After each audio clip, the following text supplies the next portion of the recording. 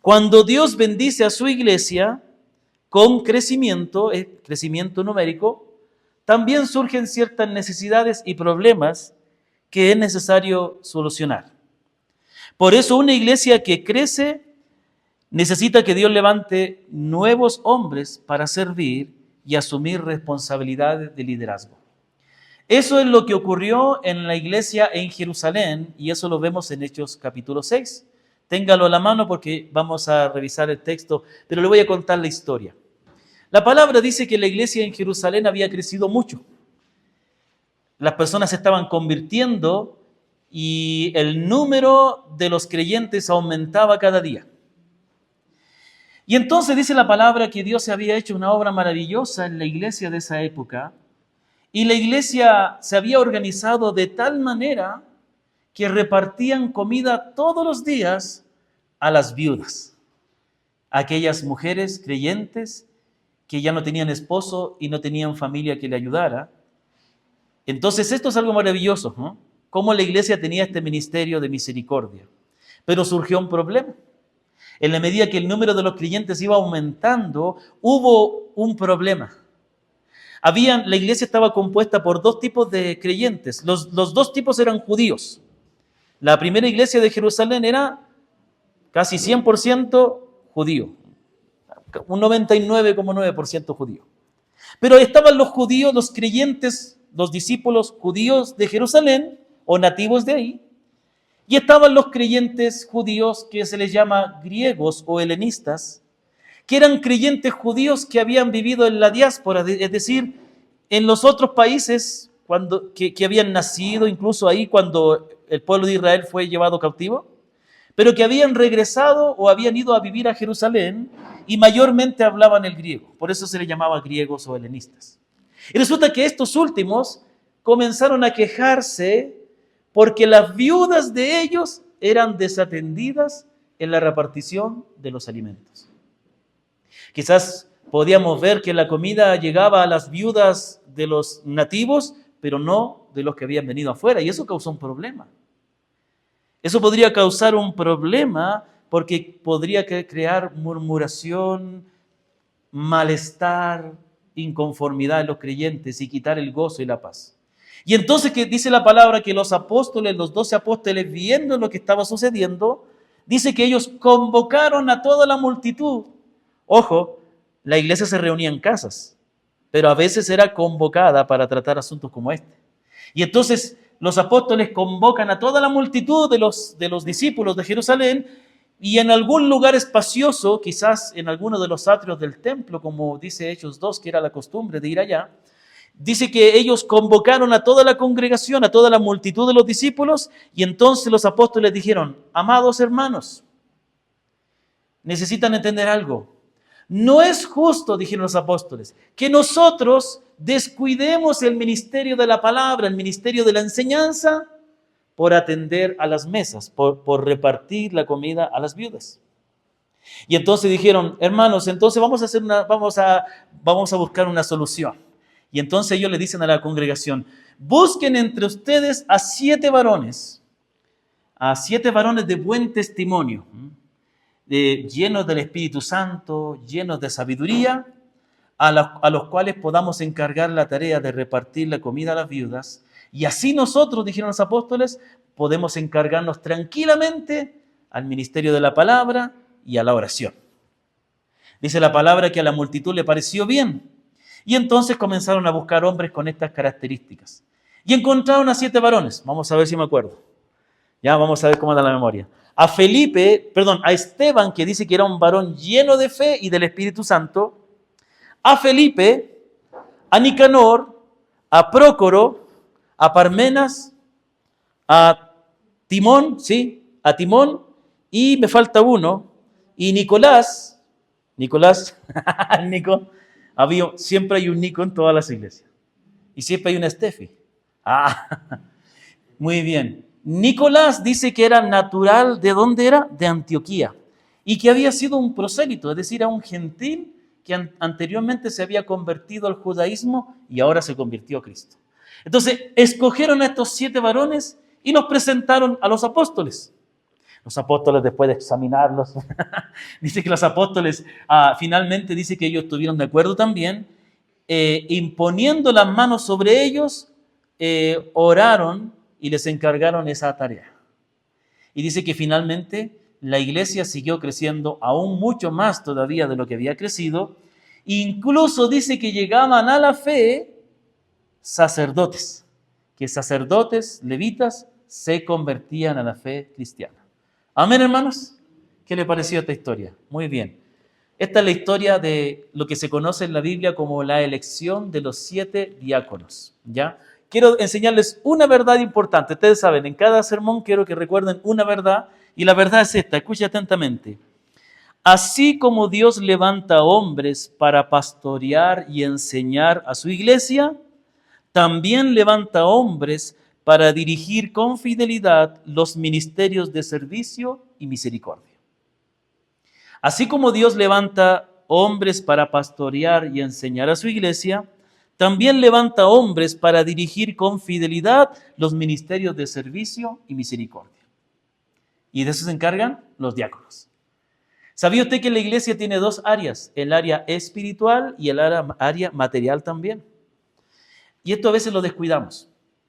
A veces pensamos que solamente es la palabra y la ayuda a los necesitados es algo secundario que podemos hacer de vez en cuando. No, las 2 cosas deben ir de la mano. El predicar la palabra y las buenas obras. El anunciar el evangelio y hacer misericordia. Porque lo uno proclama la verdad y la otra demuestra la verdad. ¿Me entiende? Porque es fácil decir Dios ama al pecador, Dios llama al pecador, Dios tiene misericordia. Pero ¿cómo eso lo demostramos de manera tangible? A través de nuestras buenas obras, a través de compartir, a través del cuidado.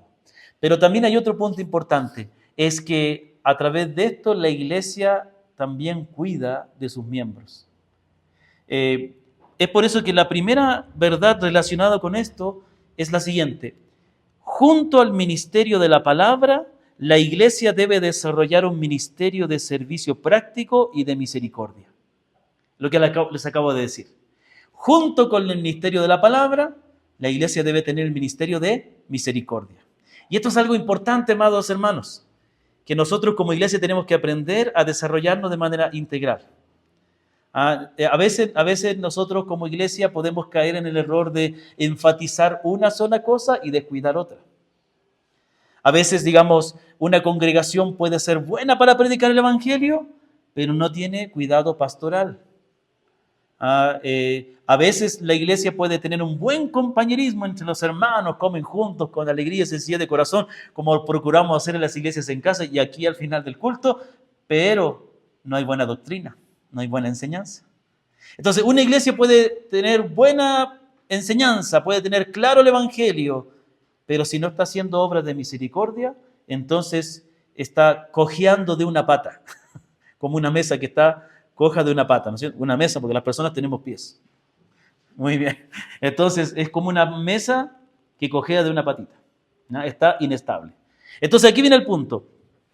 Aquí dice, por aquellos días, al multiplicarse el número de los discípulos, dice Hechos 6.1, dice que surgió una queja de parte de los judíos helenistas contra los judíos nativos porque sus viudas eran desatendidas en la distribución diaria de los alimentos.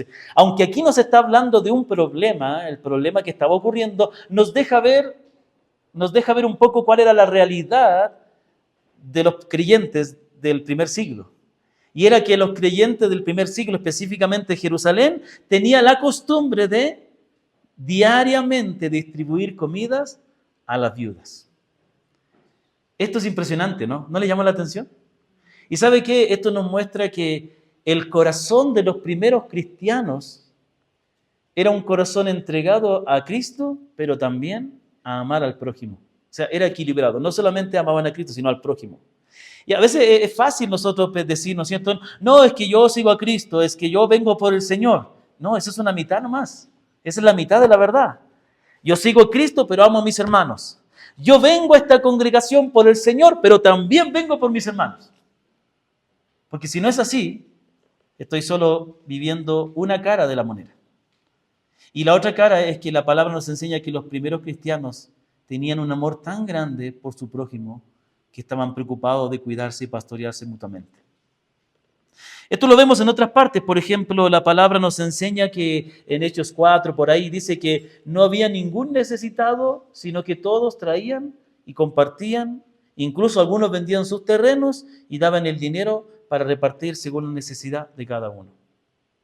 Esto nos habla de que los creyentes del primer siglo entendían que ser cristiano no era algo individualista, sino que pertenecían a una familia espiritual. En toda la Escritura, la palabra enseña la importancia de ayudar a los necesitados, de compartir lo que tenemos. ¿Se acuerdan cuando Juan predicó y vino la gente para ser bautizados? Él le dice, generación de víboras, ¿qué les enseñó a huir de la ira venidera? Hagan frutos dignos de arrepentimiento. Entonces la gente le dice, ¿y qué haremos? El que tiene 2 túnicas, comparta al que no tiene. Y el que tiene que comer, comparta con el que no tiene. Entonces la palabra nos enseña que es parte importante y es parte de la esencia de la verdadera fe en Dios. Parte de ese fruto de esa verdadera fe es el amar al prójimo y demostrarlo de una manera clara. La palabra dice en el Salmo 41:1, dice, bienaventurado el que piensa en el pobre, en el día malo el Señor lo librará. Proverbios 22:9 dice, el generoso será bendito, porque da de su pan al pobre. Romanos 12 dice así, permítanme un momentito. Sí, Romanos 12:13 dice, contribuyendo para las necesidades de los santos, practicando la hospitalidad. Entonces vemos aquí algo importante, que nosotros vemos que la iglesia predicaba la palabra, pero también cuidaba de sus miembros. Y esto es algo muy importante. Una de las cosas que impacta a la gente que no conoce a Cristo y que les abre la puerta para que ellos escuchen el Evangelio es ver la vida en comunidad. Y eso es algo que hemos descuidado muchas veces. A veces pensamos que el evangelismo se trata solo de como que es independiente de la iglesia, ¿no? Como que el evangelismo es una cosa y la iglesia es otra. No, el evangelismo se hace en el ambiente familiar de la iglesia. Es por eso que es tan bueno que ustedes puedan invitar personas que no conocen a Cristo a sus iglesias en casa. Porque ahí, en esa comida juntos, en ese compartir juntos la palabra, reírse, orar, cantar, ellos pueden experimentar y pueden ver lo que significa pertenecer a una familia espiritual. Y parte de ese cuidado que la iglesia debe tener con sus miembros es que constantemente la iglesia tiene que estar proveyendo para aquellos que lo necesitan. Obviamente en esto hay parámetros que la palabra dice, ¿no? La palabra dice en el apóstol Pablo, le dice a Timoteo que solo puedan ser ayudadas aquellas viudas que no tienen hijos que les puedan ayudar. Pero también la palabra nos dice que una cosa es ayudar a alguien que lo necesita, pero a veces hay personas que padecen necesidad porque están teniendo una mala administración de su dinero. Entonces, la iglesia debe ayudar cuando lo necesitan, pero hay que saber discernir.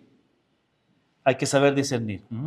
Una hermana muy, muy linda el otro día, teníamos en mi casa un pastor que nos visitó el domingo a la tarde y estuvo en Ceballos. La suegrita de él dice, cuando nosotros mi esposo trabajaba en la radio, dice, y nos quedamos sin trabajo y la iglesia nos ayudó. Y fue lindo para nosotros experimentar, pero después de un tiempo nosotros le dijimos, hermano, ya no nos ayuden, por favor, ayúdenos mejor a buscar un trabajo. Y dice, le consiguieron un trabajo a mi esposo y a mí. Y eso también es una forma de ayudar. Entonces la iglesia debe proveer, pero con sabiduría, con discernimiento. Entonces, algo que nos da mucho gozo con mi amada esposita es que hemos estado trabajando mucho con los hermanos de Ceballos enseñándoles y ellos han recibido muy bien la enseñanza y sabes que algo que nos impresiona es que ellos desde el comienzo han manifestado, han recibido esta enseñanza de que debemos pastorearnos mutuamente. A comienzo de año los hermanos vieron que había un hermano que le decimos de cariño Papá José. Es un hermano mayorcito que venía siempre con su lupita, venía con la lupa. Y entonces los hermanos, entendiendo lo que la palabra nos enseña, que debemos cuidarnos mutuamente, dijeron, hermanos, ¿por qué no recaudamos fondos? ¿Por qué no hacemos una colecta para pagarle la consulta médica al hermano y después pagarle los lentes? Y así lo hicimos. Entre todos reunimos y el hermano ahora va con sus lindos lentes a la reunión. Entonces, hace 2 miércoles atrás yo no pude estar porque estaba en este viaje de Acts 29, ¿no? en Monterrey, y ellos se reunieron igual, yo les dije cómo reunirse, y el miércoles que pasó, este miércoles, ya volví, nos reunimos, y los hermanos se habían puesto de acuerdo para traer la canasta de amor. Y entonces habían puesto un tupper bien grande, y me habían dicho que iban a hacer la canasta de amor. Me dijeron, pastor, ¿sabe que queremos recoger una canasta? Muy bien, digo, eso hay que hacer. Le digo, amén, eso hay que hacer siempre, ¿no? Pero traerán, le digo, para que no sea canasta de odio, sino de amor. Y entonces el miércoles venían los hermanos, uno trajo una cubeta de huevo, otro, y al final se llenó así una canasta grande, ¿no? Incluso habían algunas cosas que estaban en la mesa acá. Yo le dije, hermano, le felicito. Qué lindo fue ver eso. Y ya, pues termina la reunión y cantamos y ahí hablamos un tema que habían propuesto hacer un paseo. Entonces vamos a ir de paseo con los hermanos Ceballos. Aquí también hay que hacer un paseo, ¿no? Alguien tiene que ayudarme con esas cosas. Yo soy malo para organizar paseos y cosas y eventos. Sí, soy malo. Entonces, unos hermanos ya organizaron y después dice, pastor, queremos hablar de la canasta. Ah, muy bien. Entonces yo dije, bueno, van a decir, bueno, esta semana vamos a visitar a tal persona. Entonces los hermanos se levantan, los hermanos de la tesorería, dicen, hermanos, nosotros damos gracias por haber traído para la canasta y nosotros hemos decidido dar la canasta, hemos recogido esta canasta para la familia pastoral. ¡Wow! Mi esposa y yo nos quedamos mirando. No esperábamos que nos iban a dar la canasta a nosotros. Y entonces nosotros pudimos ver que Dios está obrando en el corazón de los hermanos de Ceballos y ellos tienen un corazón bondadoso para ayudar, ¿no? Amén, hermanos. Entonces ahí tenemos un ejemplo. Eso es lo que el Evangelio hace. La iglesia predica la palabra, pero también la iglesia hace buenas obras. Ayuda a los necesitados, sostiene a los débiles, alienta, visita a los enfermos, acompaña al que está sufriendo. Entonces, en segundo lugar, hermanos, muy bien, tenemos entonces que la iglesia desarrolla este ministerio de misericordia. Entonces, esto es algo muy importante y que nosotros tenemos que seguir desarrollando, seguir mostrando este amor.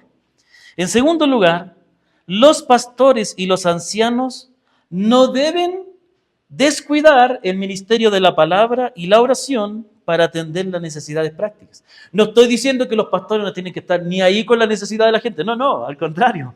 Pero el punto es lo siguiente, que hay necesidades prácticas que podemos todos suplirlas y hay personas que necesitan hacerse cargo de ciertas cosas. ¿Me comprende? Entonces, algo que vimos acá es que los apóstoles estaban descuidando la enseñanza y la oración por repartir la comida a las viudas. ¿Era bueno que la iglesia lo haga? Sí, pero como decían ustedes mismos en delante, el problema es que estaba todo recayendo sobre los 12 apóstoles.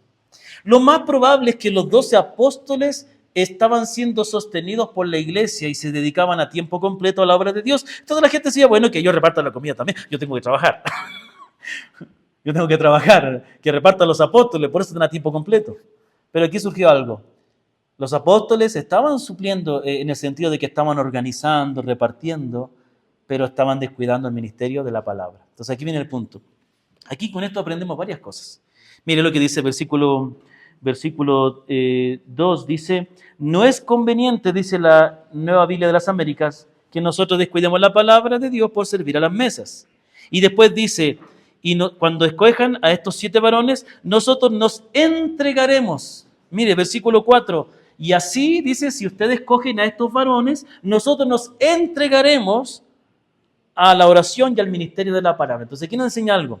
Los apóstoles, en el día de hoy, no hay apóstoles como los 12 apóstoles, pero hay hermanos que están a tiempo completo predicando la palabra, sean misioneros, pastores, maestros, y ellos deben estar entregados. Esa palabra me gusta, entregados, es como consagrados al ministerio de la palabra y la oración.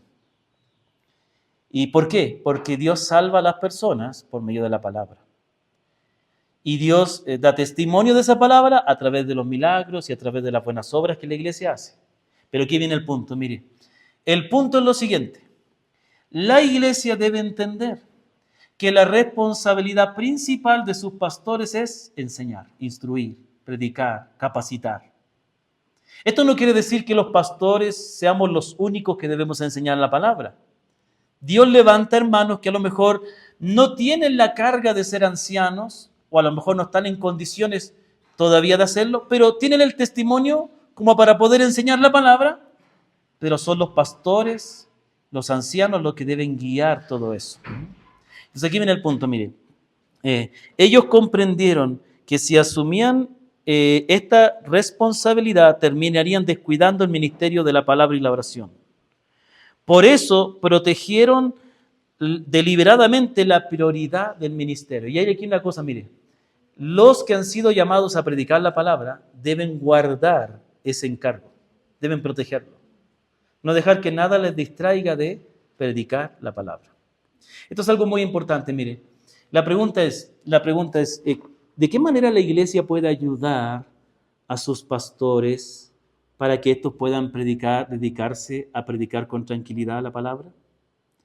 ¿De qué manera la iglesia puede ayudar a que los pastores no se distraigan de su principal responsabilidad? ¿Y sabe cuál es la manera? Asumiendo responsabilidades. Asumiendo responsabilidades. Entonces, mires, la iglesia, en la medida que cada uno asume su responsabilidad, el ministerio de la palabra y la oración se desarrollan de mejor manera. En tercer lugar, la iglesia necesita entonces hombres calificados para servir en el ministerio práctico y de misericordia. Nuestro hermano Javier nos decía que le llamó la atención de que aunque servir a las viudas era un trabajo práctico, requería de estándares muy altos para quienes lo realizaban. Y si usted examina la escritura, mire lo que dice aquí. Por tanto, versículo 3, escojan de entre ustedes a 7 hombres de buena reputación, dice la la Reina Valera dice, de buen testimonio, llenos del Espíritu Santo y de sabiduría, a quienes podamos encargar esta tarea. Y si usted ve 1 Timoteo capítulo 3, va a encontrar los requisitos para los diáconos y son casi exactamente los mismos requisitos para los ancianos, aunque ellos están dedicados a una tarea práctica. Lo que pasa es que aunque sea el repartir los alimentos, el servicio práctico y las obras de misericordia, no es predicar la palabra, también es un trabajo que se hace para Dios. También es una obra que se hace en servicio y en adoración a Dios. Por lo tanto, quienes están encargados de liderar la parte práctica y de misericordia deben cumplir los requisitos que dice la Biblia. Deben ser hombres de buen testimonio. Deben ser hombres llenos. La pregunta es, ¿qué significa que sea de buen testimonio, lleno del Espíritu y de sabiduría? Piense por un momento, ¿a qué se referirá? De buen testimonio, lleno del Espíritu y lleno de sabiduría. Vamos a meditar un poco. De buen testimonio quiere decir que hombres cuyo testimonio de vida había sido probado. Es decir, para que una persona sea de buen testimonio tiene que pasar un tiempo. Puede venir una persona el primer día acá y todos quedar admirados de cómo habla y cómo habla del Señor y todo, pero esperemos que pase el tiempo, cómo es su vida, cómo está viviendo y cómo reacciona ante las circunstancias que se le presentan en la vida. Ahí se demostrará el testimonio de una persona, el tiempo. Pero también habla de una persona cuyo testimonio inspiraba confianza dentro y fuera de la iglesia. Tienen que ser personas que sean confiables, personas que inspiren confianza, personas que vivan una vida que sea agradable a Dios, pero aquí viene el punto, visible. Y aquí hay un punto que a veces nosotros descuidamos. Dice la palabra, el Señor Jesucristo, déjenme, esta cita no la tenía anotada, pero me vino a la mente. Cuando el Señor habla, dice, así alumbre vuestra luz delante de los hombres, para que vean vuestras buenas obras y glorifiquen a Dios. Hay un concepto equivocado de humildad muchas veces, y es pensar de que nadie tiene que ver lo que yo hago. Es cierto que hay que servir a Dios para Dios y no para los hombres, pero cuando nosotros servimos a Dios, nuestra vida va a dar testimonio, se va a ver. Hay hermanos que les gusta vivir una vida de perfil bajo, tenga cuidado con eso, porque a veces no es tanto el vivir en perfil bajo, sino realmente una falta de disposición de servir o de relacionarse. No, una cosa es darle la gloria a Dios, una cosa es ser humilde y hacer las cosas para el Señor, y otra cosa es no hacer nada porque soy perfil bajo. No me meto con nadie porque soy perfil bajo. No, eso es un engaño. Hay que servir a Dios. Entonces, la vida de aquellos que han de liderar el trabajo práctico de misericordia tiene que ser visible. Los hermanos tienen que ver y por eso tiene que ser de buen testimonio. Si no, ¿cómo la gente iba a escoger? Entonces, era una multitud de miles de personas, imagínense. Entonces, los apóstoles no conocían a toda la gente. Tuvieron que pedir a la congregación que ellos vean. Y entonces, ellos escogieron. Entonces, para que estas miles de personas que componían la gran iglesia escogiera a estos 7 varones, porque la vida de estos 7 varones resaltaba, llamaba la atención. Eran de buen testimonio. En segundo lugar, dice que eran llenos del Espíritu Santo. Eran hombres, cuando dice la palabra que alguien es lleno del Espíritu Santo, ¿sabe lo que quiere decir? Gobernado por el Espíritu Santo. Gobernado, impulsado. La palabra lleno viene de una palabra que se utilizaba en el mar, en el ambiente del mar, cuando una vela estaba totalmente llena de aire. Y entonces estaba llena de aire y entonces tenía todo el impulso que necesitaba para moverse. Se lo digo por experiencia que yo sé manejar veleros. Entonces, cuando yo navegaba veleros y había poco viento, el velero apenas andaba. Pero cuando había un buen viento, había que tensar la vela para que agarrara la mayor cantidad de aire y ahí se conducía, papelito. Entonces, una persona llena del Espíritu Santo es una persona que está totalmente controlada por el Espíritu Santo. Por lo tanto, lo contrario es que esa persona es controlada por el Espíritu y no por sus emociones. Y no por sus malos pensamientos, no por sus malos deseos, y no por su mal carácter, sino que es una persona que ha aprendido a ser controlado y guiado por el Espíritu Santo. Y esto es algo que se aprende, hermano. Vamos a aprender eso también. ¿Cómo ser guiado por el Espíritu? ¿Cómo ser controlado por el Espíritu? Eso es algo que todos los creyentes debemos aprender a hacer. Una de las cosas que el Espíritu Santo hace es poner el amor, la mansedumbre y el dominio propio. Entonces, alguien que puede ser un buen creyente, puede tener una vida correcta, pero no es gobernado por el Espíritu, sino por sus malos deseos, por su amargura, por su mal carácter, por su impetuosidad, va a ser una persona que va a tener problemas. Tiene que ser alguien guiado por el Espíritu, que lo que le guíe a actuar, a reaccionar, sea el Espíritu Santo que le va guiando. ¿Me comprende? También dice lleno de sabiduría. Es decir, hombres que no están recién comenzando la fe, sino que ya llevan tiempo, pero ojo, tiempo aplicando el conocimiento a sus vidas. Esa es la sabiduría. La sabiduría no es igual al conocimiento. Podemos conocer mucho en nuestra cabeza y otra cosa es vivirlo. Podemos conocer mucho acerca de servir a Dios, pero otra cosa es servirle. Podemos conocer mucho acerca de cómo tratar a los hermanos y otra cosa es tratar a los hermanos. Podemos decir, sí, la palabra enseña que debemos amar a nuestros hermanos, sí, pero anda a practicar eso cuando tengas un problema con un hermano. Ahí vas a demostrar si lo que dices es realmente lo que crees. Entonces, esa es la experiencia donde se pone en práctica aquello que sabemos. Eso es sabiduría. Una persona sabia es una persona que ha logrado moldear su vida de acuerdo a lo que dice la palabra. Yo estaba aconsejando la otra vez a un pastor y le decía, hermano, tú como pastor debes ser una persona a la cual la gente vaya a pedir consejo acerca de cómo criar a los hijos. No digo que los pastores no enfrentamos cosas difíciles con los hijos. Todos. Y es por eso que a veces las personas no entienden eso, piensan que los hijos de los pastores tienen que ser perfectos. No. Lo importante no es eso, sino el punto es cómo el pastor como padre está lidiando con su hijo. ¿Me comprende? Y entonces aquí viene el punto. Aquellos que han de liderar la iglesia, aún en responsabilidades prácticas, tienen que ser personas sabias, a los cuales uno pueda ver que están conduciendo su vida de manera correcta y de los cuales uno pueda aprender. Esto es lo que la iglesia necesita. Amén. ¿Necesita esto la iglesia o no? Sí, la iglesia del Señor necesita personas así. En cuarto lugar, los hombres que asumen esta responsabilidad deben ser reconocidos por la iglesia y confirmados públicamente por sus pastores y ancianos. Versículos 5 y 6 dice que ellos escogieron a 7 varones y dice a Esteban, varón lleno del Espíritu Santo, Felipe, Prócoro, Nicanor, Timor, Parmeas y Nicolás, un prosélito de Antioquía, y dice que la gente los escogió. ¿Pero qué hizo la gente? Los presentaron a los apóstoles. Y los apóstoles, después de orar, pusieron sobre ellos las manos. ¿Sabe lo que significa que impusieron sus manos sobre ellos? ¿Sabe lo que significa imponer las manos? No es que les traspase un poder especial. Créame que ninguno de ellos se cayó para atrás, sino que tiene que ver con una señal de respaldo. Venga para acá, mi hermano, por favor. ¿Puede venir un ratito?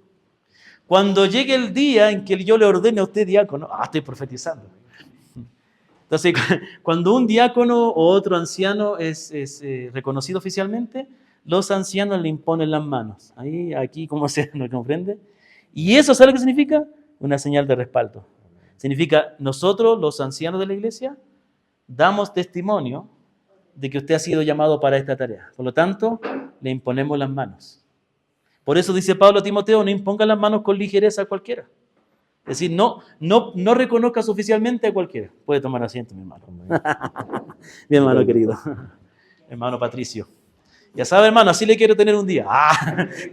Muy bien, entonces, un día, sí, pues amén, ¿no? ¿Quiere servir al Señor? Entonces, acérquese a mí, ya sabe el proceso. Muy bien. Claro, a lo mejor no se siente listo todavía.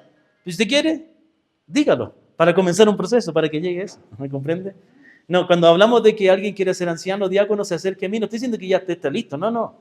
A lo mejor dice, yo quisiera. Bueno, dígame, yo quisiera, pero no importa. Venga y dígamelo, y así nosotros podemos ir. ¿Y qué le falta para eso? Bueno, demos los pasos. Entonces, amén, hermanos. Entonces, aquí viene el punto.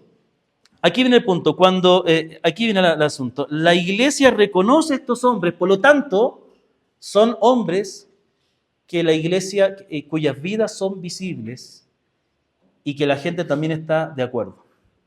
Pero aquí viene la otra parte. La iglesia propone, pero finalmente son los ancianos los que ordenan. Y este es un punto importante. ¿Por qué? Porque hay un entendimiento a veces incorrecto de lo que significa el liderazgo en las iglesias y muchas veces se aplica la democracia, ¿ya?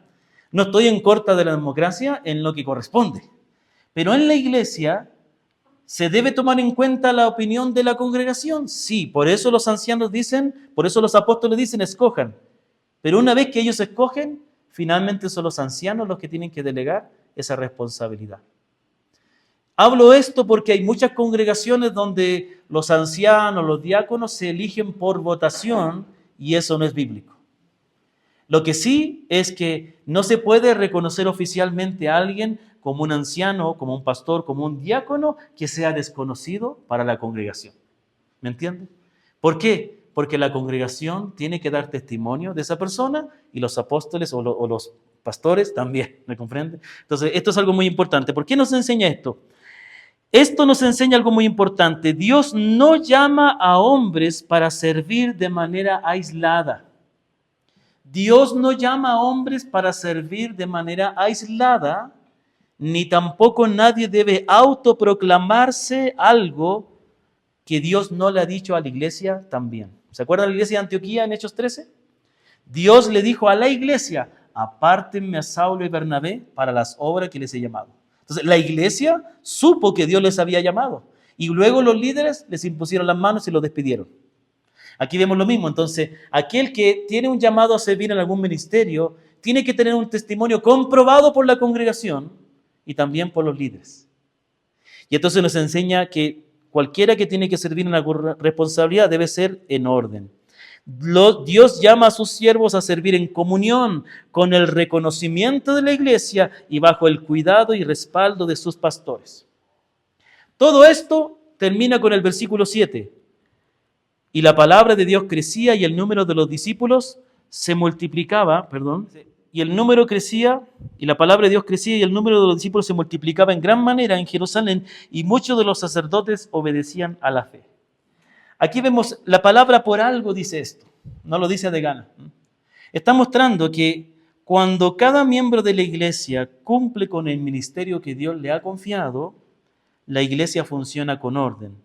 Las necesidades son atendidas, Los pastores pueden dedicarse a la oración y a la palabra y Dios bendice a su pueblo con crecimiento espiritual y numérico.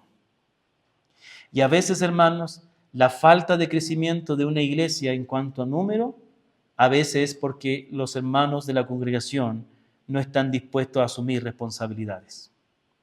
La palabra da un principio: el que es fiel en lo poco, en lo mucho será fiel. Si una iglesia, una congregación es fiel en cumplir sus responsabilidades, ¿sabe lo que va a pasar? Dios le va a encargar más. Pero si como iglesia no somos fieles, si los que somos aquí pertenecientes de esta congregación, varones y mujeres, no asumimos aquello que nos corresponde, no pensemos que Dios nos va a dar más. El crecimiento de una iglesia no depende meramente del pastor, sino que realmente depende de todo. Obviamente el Señor da el crecimiento, ¿no? Pero ¿a qué da el crecimiento Dios? Al trabajo que realiza la iglesia. Acuérdese, porque muchos dicen, no, pero el crecimiento lo da Dios. No, pero el versículo no comienza ahí, el versículo comienza antes. Pablo dijo, yo planté y Apolo regó y el crecimiento lo da Dios. Pero si no hay un Pablo que plante y si no hay un Apolo que riegue, ¿a qué va a dar Dios el crecimiento? A veces decimos, Dios dará el crecimiento, sí, pero ¿hay un Pablo que esté plantando? ¿Hay un Apolo que esté regando? No, entonces Dios no va a dar el crecimiento a nada. Es como ir al campo y decir, Señor, yo sé que tú me vas a dar una buena cosecha de papas. Sí, pero ¿sembraste papas? No. Entonces, por más que ores, te arrodilles, por más que sangres orando, por más que estés toda una noche en vigilia orando, si no plantaste la semilla, no vas a tener papas. De la misma manera, aquí Dios da el crecimiento cuando hay una congregación donde hay varones dispuestos a asumir responsabilidades. Hermanos, quiero que meditemos en las siguientes preguntas. Como iglesia, ¿estamos desarrollando un ministerio de misericordia que refleje el amor de Cristo? ¿Tenemos un corazón deseoso de compartir lo que Dios nos ha dado? Si a usted le cuesta dar, tiene que orar para que Dios cambie su corazón. Pedid y se os dará. Mire, el problema de dar no son los recursos. Nuestra hermana dijo, ¿no? Nuestra hermana Yolanda nos contó el testimonio. Nosotros éramos una iglesia chiquitita, éramos como 15, 20 personas, más o menos, ¿no? Y tampoco nos caracterizábamos por ser gente de mucho dinero, pero lo que teníamos lo pusimos, ¿no es cierto? Y el Señor bendijo, ¿no? Y aquí viene el punto. No se trata de lo que tengamos. Acuérdense lo que les enseñé. Dios no usa lo que no tenemos, sino lo que tenemos. Entonces tiene que ver con una actitud del corazón. Como iglesia tenemos actitud de cuidar, de proveer. ¿Estamos cuidando de los hermanos de nuestra congregación que atraviesan necesidades materiales o dificultades? La palabra dice, ¿cómo puedes decir a un hermano, anda, vístete y no le das nada? Anda, come, vístete y no le das nada. Es fácil decir, mira, voy a orar por ti. Sí, gracias. Ojalá Dios levante a otra persona que me ayude entonces. A veces es fácil, ¿no es cierto? Pero hay que estar ahí. Hay que estar. Dios no va a hacer algo que nosotros no estemos dispuestos a hacer. Es como decir, ¿se acuerdan cuando el Señor llamó a Isaías? Y él tuvo la visión de Dios sentado en su trono. Y el Señor le dijo, ¿a quién iré? ¿Y quién irá por nosotros? ¿Y qué dijo Elías? He aquí, Señor, envíalo a él. Envíame a mí. No dijo envíale a él. Y entonces hay que sacar ese pensamiento de que otro lo puede hacer. Eso es incorrecto. Hay que pensar en qué puedo hacer yo. Y aquí viene el punto, hermanos. Mire, entendamos algo. A veces pensamos que nosotros tenemos que suplir toda la necesidad de alguien. No, no. Dios no nos va a pedir algo que no podemos hacer. Es poner una parte. Y Dios pondrá otra persona que pondrá la otra parte. Y así se suplirá. Cuando se trata de dar, de compartir, acuérdese, dar lo que puedes. Pero si tú das lo que puedes, Dios usará a otra persona que también da lo que puede. Y así entre varias personas, Dios va a suplir la necesidad. ¿Me comprende? Dios suple las necesidades con muchas personas que dan lo que pueden. Y entonces la tercera pregunta es, ¿comprendemos la importancia de apoyar a nuestros pastores para que puedan dedicarse plenamente al ministerio de la palabra y la oración? Es una responsabilidad de la congregación apoyar y cuidar a sus pastores para que estos puedan seguir predicando la palabra, puedan seguir entregando la enseñanza. Y entonces, aquí, ¿se acuerdan cuando yo les enseñé acerca del trabajo pastoral en las iglesias en casa? El trabajo pastoral tiene varias caras. Primero, Dios levanta hombres que pastorean a su iglesia. Pero segundo, el trabajo pastoral es responsabilidad de todos los creyentes. Pero tercero, así como el pastor cuida de la congregación debe cuidar del pastor también. Salud por eso. ¿Me comprende? Y entonces, aquí viene el punto. Los pastores también somos miembros de la congregación. Y también necesitamos ser pastoreados. Y necesitamos ser cuidados para que podamos ejercer bien nuestra labor de predicar la palabra. Querido hermano, ¿podría Dios estar llamándote a servir en este importante ministerio de misericordia? Queridos varones, piénselo. ¿No será que Dios te está llamando a ti como un diácono de la iglesia que ayude a entregar la ayuda, a ayudar con las cosas prácticas? Bueno, de hecho hay muchos que lo están haciendo, ayudando en algunas cosas prácticas, aunque no han sido ordenados oficialmente como diáconos. Pero a lo mejor Dios quiere que tú asumas una responsabilidad ya, y así podamos delegarte ciertas cosas para que yo pueda predicar mejor la palabra, ¿no? ¿Estás cultivando un carácter de buena reputación, lleno del Espíritu Santo y de sabiduría para que Dios pueda usarte en este ministerio? Si esto hubiera sido la congregación de Jerusalén, ¿los hermanos te hubieran nombrado a ti? ¿Los hermanos te hubieran propuesto a ti? Dios sigue haciendo crecer su iglesia en el día de hoy. Él sigue salvando personas, Él sigue transformando vidas, Él sigue mostrando su gracia al mundo por medio de su pueblo.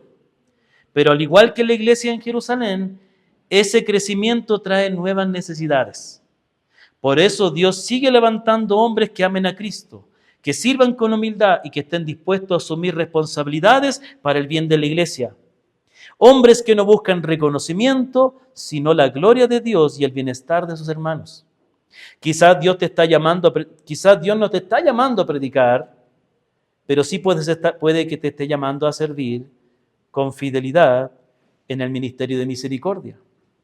Tal vez te está llamando a cuidar de una viuda, visitar a un enfermo, ayudar a una familia necesitada, organizar un ministerio o llevar sobre tus hombros una responsabilidad que permita a otros ir a dedicarse a la oración y al ministerio de la palabra.